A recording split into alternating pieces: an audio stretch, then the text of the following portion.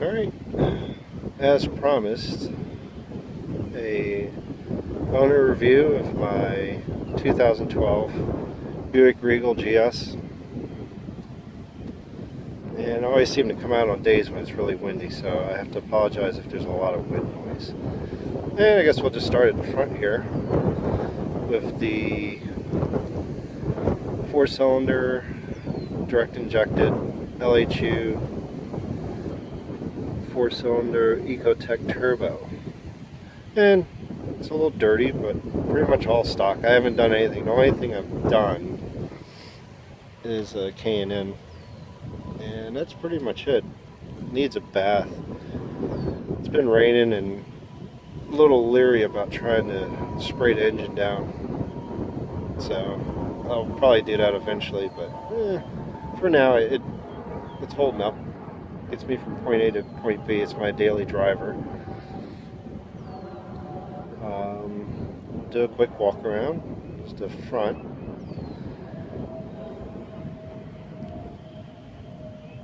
Side. 20-inch wheels. I picked this up, I guess, a certified pre-owned. So the center caps on the wheels are a little shot. I have a plan to pop those off and probably paint them black and then put them back in. I'll see what I can do with those.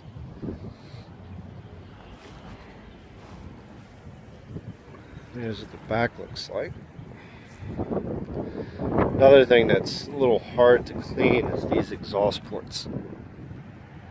And I don't know, GM's thinking on things. I have no idea why they decided to stick the exhaust that far back in there without actually having it come out of the chute. Let's see if we can see. So it's sitting all the way back in there, and it just pretty much builds up with carbon. I got it cleaned about a week ago, and that's about a week's worth of driving, and it just gets gunked up really bad. But other than that, for a daily driver, it moves. Don't have any real complaints about it. I'll take you inside, go over the interior. This is the manual version. 2012s were exclusively manual. There were no automatics available. This is the one that has the 270 horse, I believe it's 295 foot-pounds of torque. So this is the highest rated one. I have been tracking their progress. I think the later versions have less torque and less horsepower, but I think that's because they gave them the all-wheel drive. Full instrument cluster, navigation, touchscreen, CD player, air conditioning. I guess pros, it's a 4-cylinder that hauls, and on average I'm guessing I'm somewhere probably around the 22, 23 miles per gallon, but I haven't done any actual estimates. I actually look at it in terms of daily driving back and forth to work, which is 10 miles each way each day. And I fill up the tank on a Monday or like a Sunday, and 2 weeks later I have to fill up again. So I'm averaging about 2 weeks on a tank of gas. That's if I'm not, hauling it. The only cons, I guess, because it's a true manual, when you're in stop and go traffic, you have to keep pumping the clutch, and that's sort of a pain in the butt. But other than that, there's little quirky things with it. Some of the design features, like it has this, I guess it's supposed to be a glossy trim piece that has the GS logo in it. If the sunlight comes through and catches it at the right angle, it's a nice reflective surface for sun to get right in your eye. And the same thing with the chrome piece down here around the shifter. The steering wheel, which only was exclusive for this year, I think they changed it in later years. They got rid of this aluminum or plastic aluminum piece around here, and it's actually full leather wrapped all the way around it. It just has this little piece that stops about here, down here. I need to actually point with the camera where I'm pointing. Other than that, I can't really think of anything else that oh, there are a couple of goofy little things. For instance, the seat belts. Let's see if we get this to focus. There we go. Sometimes with the seat belts, I've found that if I pull on the seat belt to try to get the seat belt to come out, if I'm getting in the car going to buckle up and I yank on the seat belt, what'll happen is it will jam or just catch and not move. And of course, now it's not going to do it. I guess the door has to be closed. And there's that little flaw. Other than that, I can't really think of too much else.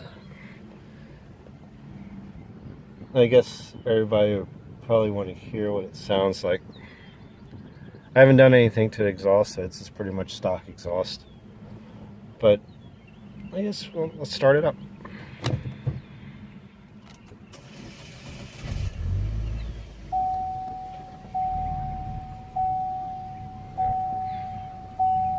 Yes, we know the hood's open. We can see that.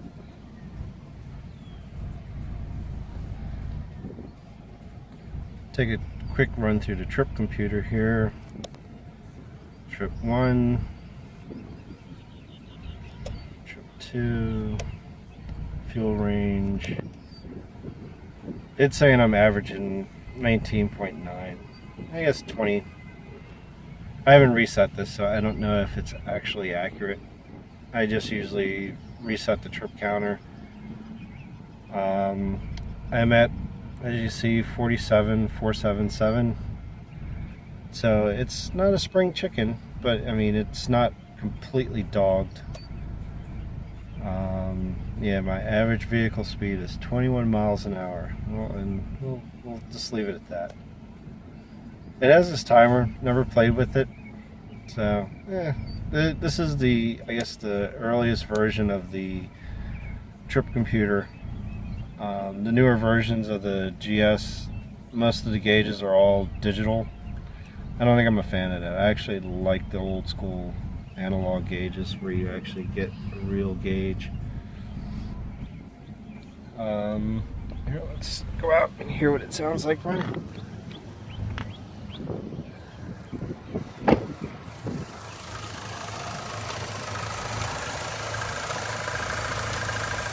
It is very quiet.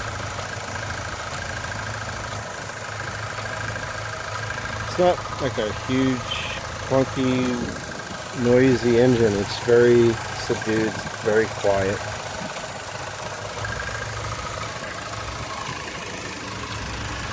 Turbo lives down in there.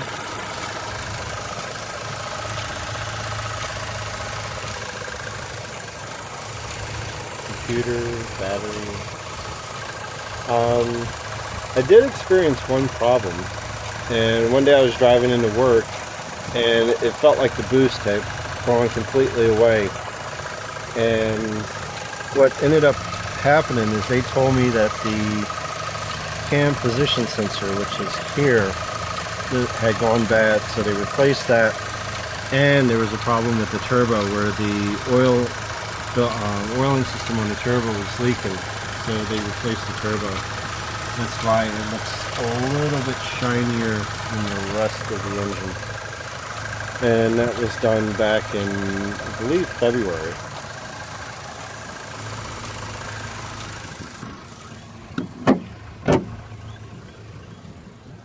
Take a walk around the back so you can hear what the exhaust net sounds like.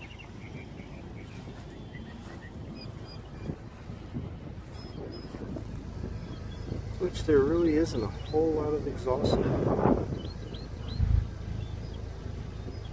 It's very quiet. I actually think I'm liking the quietness. I don't want to stand out. I've seen some videos and heard some videos of Regals online that have had the exhaust done, where they've done deletes on the resonator, and what else have they done? Deletes on the resonator, and I think they've changed out the mufflers, but not a fan of the way that sounds. It sounds too, I guess, boy racer type sounding. Not a fan of that.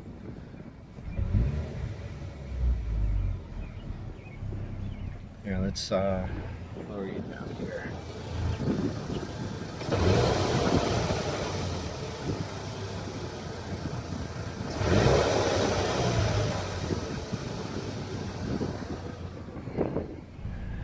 Well,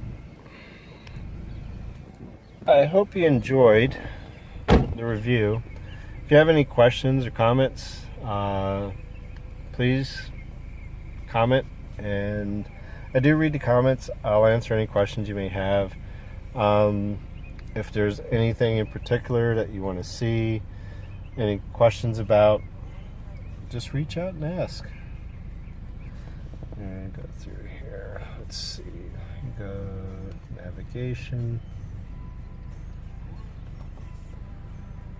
navigation system. Go home. There's all the features that are in there. Go back to the source, the radio station, and crank this down so YouTube doesn't block my video. Air conditioning system. Let's see. Cubby hole. There's sort of a cubby here, which I guess is the cup holder. You can slide that closed. I usually just keep it open. Have some rags in there to catch the sweat from the bottles. But this is a bad location because of this.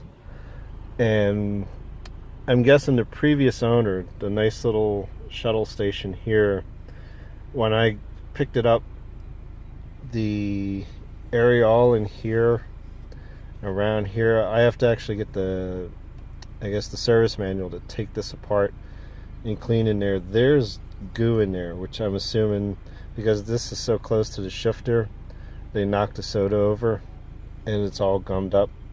So if you listen,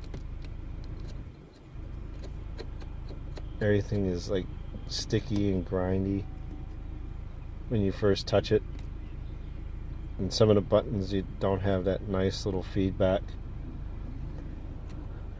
So I'll have to do that. One of my other issues with GM is this guy, an electronic parking brake. I'm not a fan of that. I like the old school pull-up handle. And one of the drawbacks with this, if the car is off, say for instance if the battery was dead and the brake was engaged, I haven't gone through the manual, so I'm pretty sure somebody will comment and say that there is a way to take the brake off if there's no power to it. But if I just needed to go in and pop the brake, I need to actually have the car on to turn the brake off. It'll engage if there's power and the car is off. You pull up on it, it'll engage, but you can't disengage it. I'm not a fan of that. I haven't played around with it driving if I needed to like e-brake for whatever reason, if my brakes started to fail. I don't know how much of a grip these will give me, but I've seen some videos where people have done that, where they've pulled the e-brake just to see what would happen on these electronic ones, and they've gotten all sorts of messages on the display that says service braking system and stuff like that. So I guess that's another con. I sort of forgot when I was going through the cons. Other than that, you know, it would be nice if they went back to an old school e-brake. But it is what it is. I guess the masses demanded, you know, a nice little button rather than a actual mechanical system. Other than that, if you have any questions, comments, please leave them in the comments below. I'll read them. I'll answer them. If you want to subscribe. I've been meaning to do this video for the longest. Like I said, this is a 2012. I purchased it back in 2014, so I guess you can count this as an extended owner's review. When I picked it up, it had 26,000 miles on it, so it was still a baby. It was actually sitting on the lot for 6 months because nobody wanted a manual, because the pictures, and I'm guessing I'll probably put together a photo slideshow for the Regal and put it online, and I'll probably post some of those pictures from when it was at the dealer. There's actually snow in the background from when they had posted it online, and I ended up picking it up in June. So it's been a while, but been meaning to do this. Some of the other features. Here's my dash cam. It has the map lights, reading lights, the home link system, which I don't use, and sunroof. So it pops up like a sunroof, moonroof, where it'll slide back. Other than that, lighted vanity mirrors, and that's about it. Objects in mirror may appear closer than they actually are. Alright, thanks for watching.